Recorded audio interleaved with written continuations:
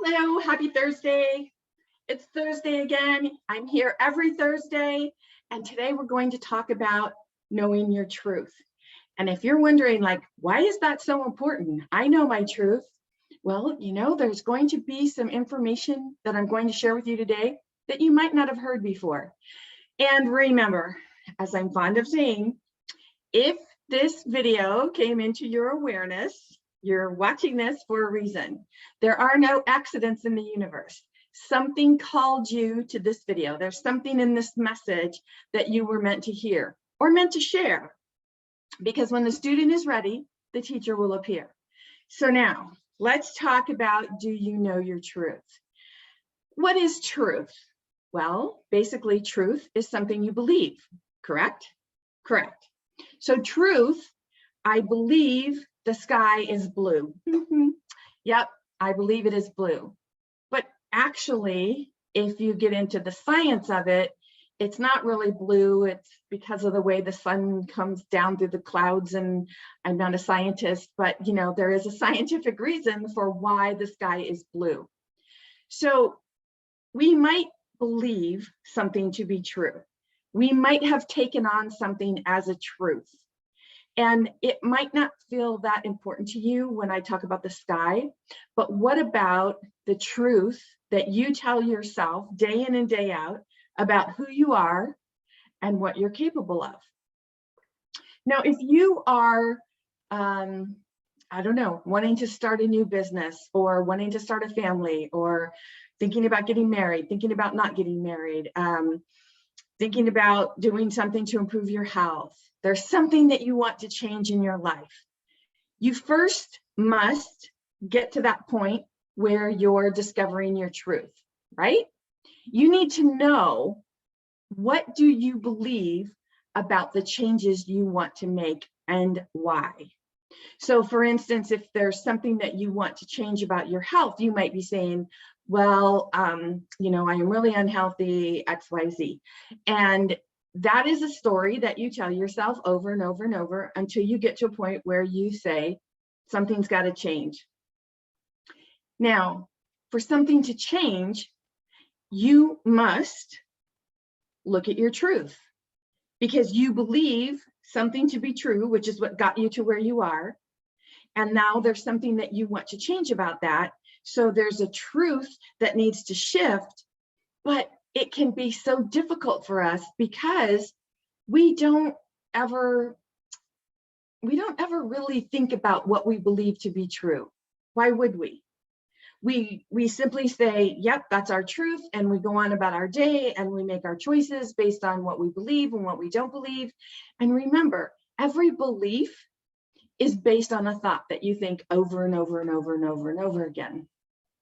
So let's back this train up a little bit and think about where our truths come from. Yep, you guessed it. That's why this show is called Healing the Child Within, because everything stems from the foundation that you created, that you built, that you intuited, that you were taught as a child. So I'll use myself for an example. For me, very early on, I learned that if I could somehow, I don't know, sense what my parents were feeling, and if they were feeling anger, then I knew that, something was coming and I didn't like this, I don't want this to happen. So I would try, willingly or unwillingly, knowingly or unknowingly, to head it off, meaning like make them laugh or do something silly or something where it would pull them out of whatever mood, thought, feeling they were in at the time, so that the consequences wouldn't be so dire for myself and my siblings. Now, what does that mean? That means that my child self learned that my truth is, my happiness depends on making someone else happy first. Like my security, my safety depends on someone else not being in a bad mood, not taking something out on me. So you can see where I created that belief that I always have to be hyper vigilant. I always have to make sure that other people are in a good mood. And because of that, I was always learning to put the thoughts, feelings, actions of others and their needs before my own. So when you're walking on eggshells with that hypervigilant feeling, that just not knowing, like, if I move left or right, is that going to be okay and safe for me, or is something going to happen? So the thing is that when you learn that, you take that on as your truth. Now, a lot of this is done subconsciously. We do it without conscious awareness. We just get to know, we train ourselves, we create a habit of feeling and belief that there's something that, in order for our world to work the way we want it to work, we must do something. Now, you see, we take those feelings and those beliefs with us from childhood into adulthood. And then as adults, we are still making choices based on what we learned or intuited as a child. And then we wonder, like, why isn't our life going well? And then we blame other people and we put names on things like, oh, that person's a narcissist. I attracted that narcissist into my life because of X, Y, and Z. And oh, that person is volatile and mean and angry, and I attracted that person for a reason. And it's all that other person's fault. But you see, remember, everything is about your feelings, right? Your feelings are driving the bus of your life. So if you are in that feeling of hypervigilance, of believing that you need to make someone else happy before you yourself can be happy, then you will attract experiences, people, and events into your life in order to fuel that feeling, because that is what feels right to you. That's what feels normal to you. Now, I'm doing that in air quotes because, remember, there's no right or wrong. There's no good or bad. There's no normal or abnormal. There's only what we believe. There's only what we believe our truth to be. So if our truth is that we're not good enough, not smart enough, we're not thin enough, we're not tall enough, we're not fashionable enough, whatever our truth is, we have a feeling that matches that truth. And that feeling creates a vibration, and that vibration goes out into the universe, and the universe says, oh, I see what you want. Let me send that back to you. And then we attract that into our life. And then we are conditioned, we're taught, most of us, that it's someone else doing it to us. Do you see how this works? This is why it's called inner work, because if you want something to change in your life, you must get to that point where you're able to ask yourself, well, why am I attracting this? What do I believe? What is my truth? And that can be a difficult conversation to have with yourself because, we don't question our truths. Why would we? We believe what we believe, and that we just take it on faith that this is what we believe until something comes into our awareness, something that we hear, something that we read in a book, something that someone else is sharing, and we say, well, I never knew that. Now, and at first, and this is really cool, pay attention to what you resist the most, because if someone's telling you something, and it's not that everything you resist is what you need to learn, but what you're resisting is most likely the very thing that you're trying to let go of. It's probably the very belief or the very truth that you're trying to let go of or shift or see it from a different way. Now, when you are struggling with something about, oh, I just really love that guy or that girl, and he or she doesn't want to be around me anymore because I am XYZ. And that person has had conversations with you, or there's been experiences that you've had with that person where you have felt less than, or you have felt victimized, or you have felt whatever it is that you felt. And you believe that because that person treated you that way, that you deserve to be treated that way. So now that becomes your truth. And that starts in childhood. Now remember, this is not to blame your parents. If you are an adult and you are still blaming your parents for something that happened in your childhood, being the reason that you are struggling in your adult life, then you are really being given the opportunity to do some work here. Because as long as you are blaming another person or experience, you're actually giving your power away. You're actually saying this person is so powerful and has so much power over me that I cannot change my life, that this is why I need to stay in this minutia. This is why I need to stay in this struggle. So you see, again, I'm going back to it's inner work. It's all about the inner work, because we live from the inside out, but most of us believe that we live from the outside in. What does that mean? That means, like, in order to be happy, people believe they have to go get a new car, a new house, or a new relationship. They're looking for something from the outside to make them happy, when actually it's on the inside, because no one can make you happy. No one can make you sad. It's about what they say to you and your belief about what they say. So if someone tells you that you're no good, what is the feedback in your mind? What do you say to yourself after they stop speaking?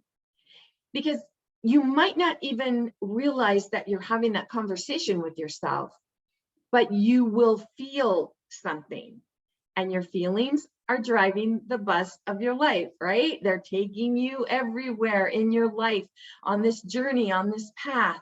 So whatever you're feeling is feeding into your belief system and your truth, what you believe to be true. So if you're in a relationship that is not serving you, if you're in a relationship where you want to get out of this and you just feel like you're trapped, stop and ask yourself, what am I feeling? What do I believe to be true? Now we'll go back to when I was a child, because of course, children, we don't have the opportunity as children to just say, "Said this, I'm out of here," and pack our bags and leave. We don't have that opportunity, right? So we have to stay in the environment and keep experiencing the experience, and then try to figure out how to make our life work the best for us in that experience. And when we do that, and remember, especially if you have siblings, now you're all vying for your place in life. You're all trying to figure out where you fit in. And when this happens, it's like you're, bouncing off of each other, kind of like a pinball machine. You bounce over here and you have this experience, and then you come back here and then you bounce off of that. And you get to a point where you're like, okay, when I bounce into this, that's not comfortable. I don't want that. I don't want that to happen. So you find ways to keep that that interaction with others, that negative interaction, to a minimum. You find ways to feel superior, to feel important, to feel like you matter.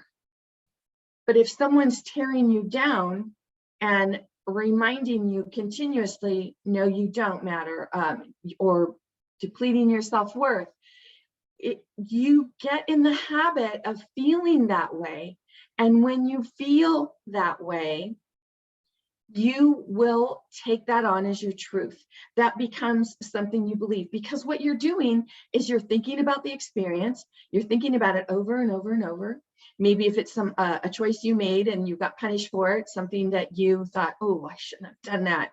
Now you're thinking about what you should not have done, and you're thinking about it over and over and over. And remember, a belief is a thought that you think over and over and over, until it just becomes so ingrained in you and you take that as your truth. So really, you have the opportunity. This is so wonderful. You have the opportunity to change your truth, to shift your truth, to let go of your truth. Let go of that story that you tell yourself over and over and over about why you're not good enough, smart enough, educated enough, tall enough. Let go of that. Go beyond that story. What would happen if you go beyond that story? Because none of us know what's right around the corner, do we? None of us know what's going to happen the next second, the next minute, the next day, week, whatever. We plan things, but no one knows truly what's going to happen. What is that saying? Man plans, God laughs. So think about it.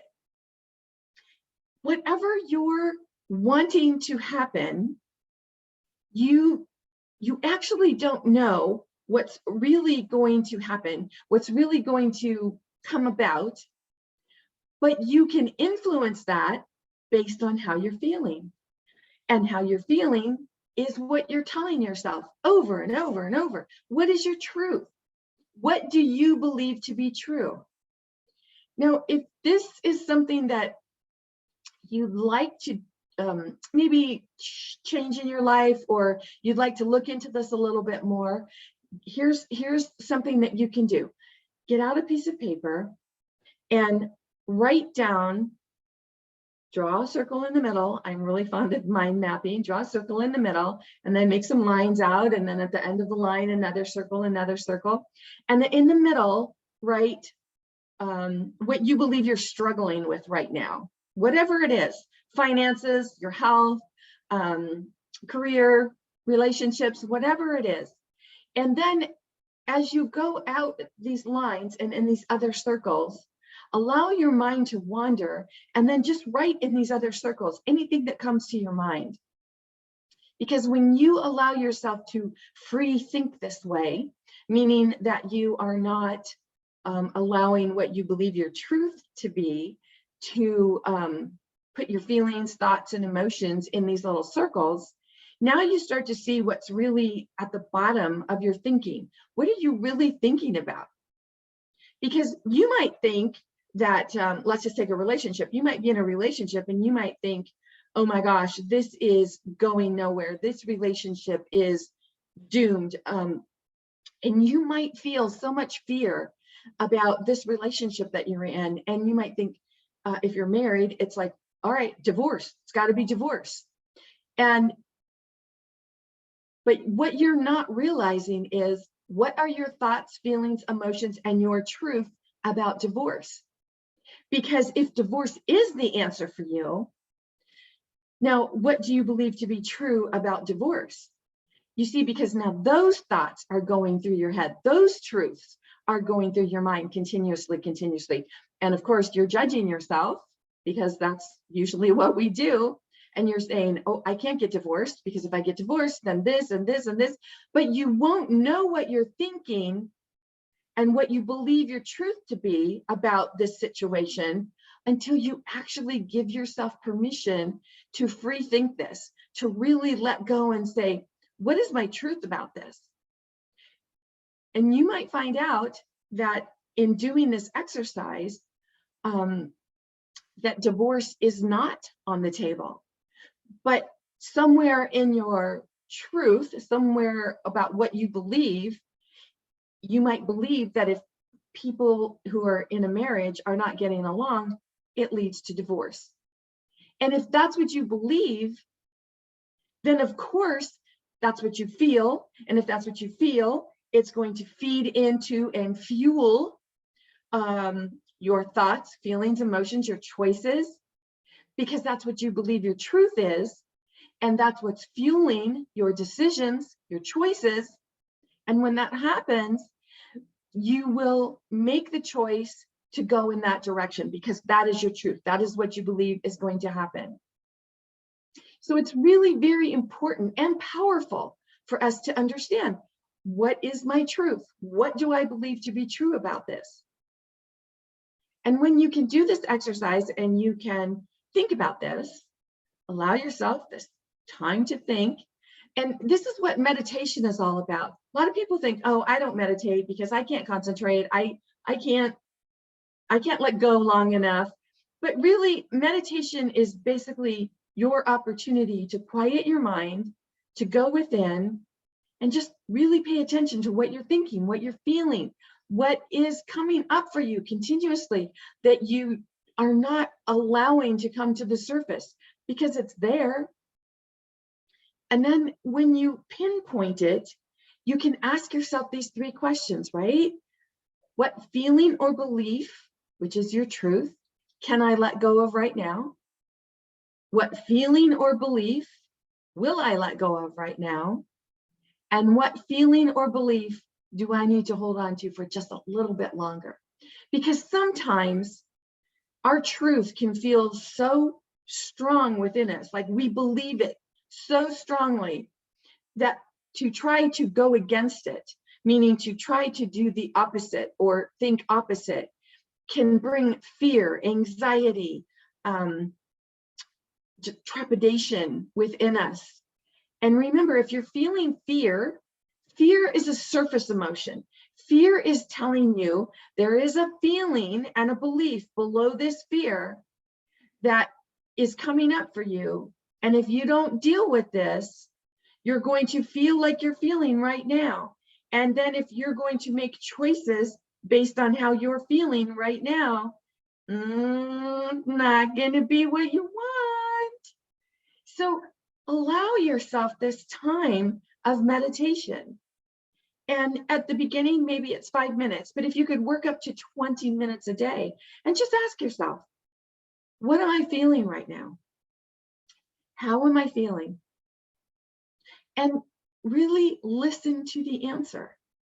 And then when the answers come up, you can actually hear the conversation in your head like, well, that's not true. And because it might be that you're feeling unwanted. And then you'll hear a little voice that say, well, that's not true. But then your truth says, well, yes, it is. Look at my life. Look at I have proof. For God's sakes, I have proof. Everyone in my life leaves me. They just disappear. They go away. I'm always alone. But no one is ever truly alone, especially in this day and age of technology. You can reach out by phone, by video, there are so many ways to stay in touch with people. So if you're telling yourself that you're alone, that you're lonely, and there's a big difference between being alone and being lonely. Being alone is a situation, an experience. Being lonely is a feeling. So it's really important to know the distinction. But what is your truth about it? So if you're alone and you're feeling lonely, and then your truth is everybody leaves, do you see? You create the experiences in your life. You manifest this. We create our lives from the inside out. But everyone is running around like Chicken Little, trying to make something different in their life. They're trying to, okay, I'm going to get a new job. I'm going to leave this relationship. I'm going to buy a new car. I'm going to move out of this neighborhood. And they think that doing that is going to solve everything. But remember, if you don't love you, you're going to take you with you wherever you go. So doesn't it stand to reason that the inner work is of utmost value and utmost importance for you to love who you are, for you to shift your truths if they're not working for you? Doesn't it make sense that you have the opportunity to really go within and say, how am I feeling about this right now? What is my truth? What do I believe about this situation? And then, as I said, use the exercise to be truthful with yourself. But pay attention to what you believe your truth is. So when you write something down and you say, okay, this is what I see as my truth.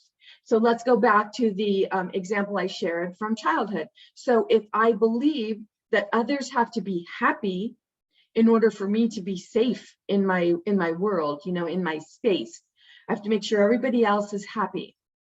Well, as an adult, you might not understand that you're always in that space of trying to make others happy, and you're feeling miserable and a little, blame, right? Because you're like, nobody appreciates me, nobody says thank you, nobody, whatever that little self-talk is in your head. And if that's what's happening, the truth is that you created that based on something that you were taught or intuited from childhood. And you brought that with you into your adult self. And then you might say to yourself, well, okay, but this is my life. Look, I have a family. People are, they need me. They need me to take care of things. If I don't do this stuff, everything's just going to fall apart. But remember, it is impossible for you to make anyone feel anything. We don't have that power over someone else. Likewise, they don't have that power over you. So if you're blaming, if you're saying that person makes me feel X, or I believe, this being your truth, my truth is that I have to do all of this for everybody else, even if I'm run ragged and I'm exhausting myself and I'm stretching myself too thin. If I don't do this, everything's going to fall apart. If that's your truth, then what do you think is going to happen? Got it? You're going to be a self-fulfilling prophecy, because everything you speak to the universe, it's like you're saying little, you're putting in your order. Like you go through the drive-through and you say, I'll have a large iced tea with extra ice. I'm putting in that order. It's the same thing. So everything you speak, when you say it out loud, your voice has a vibration. Your thoughts have a vibration. Your voice has a vibration. You have a vibration based on how you feel about what you're saying and what you're thinking and what you're putting out there and how you're interacting with others. That vibration is going out and sending back to you the very thing that you are asking for, that you are saying. So it becomes very, very important and powerful for you to know your truth. What is your truth? What do you believe to be true about who you are and what you're capable of? Look at your life. What's working? What isn't working? What do you believe? What is your truth? Because I love this question that I hear people say often. I hear this, people say, if you could go back and talk to your child self, what would you say to your child self? Because people think like, oh, if that was possible, wouldn't that be cool? I could go back and warn my child self to X, Y, or Z, or whatever. And the thing is, the student is not ready until the student is ready. And you don't know what you don't know, right? So if my adult self, me, who I am right now, everything that I've accomplished, everything that I am doing today, would go back and talk to my child self, I can tell you what my child self would say. She would say, are you kidding me? No, that's wrong. Because I believe my truth to be this situation right here. And because I would have believed that to be so true, you can't always believe it when someone else tells you, I love you, you're wonderful, you're amazing. Sometimes that's difficult to believe because we don't believe it ourselves. That's not our truth.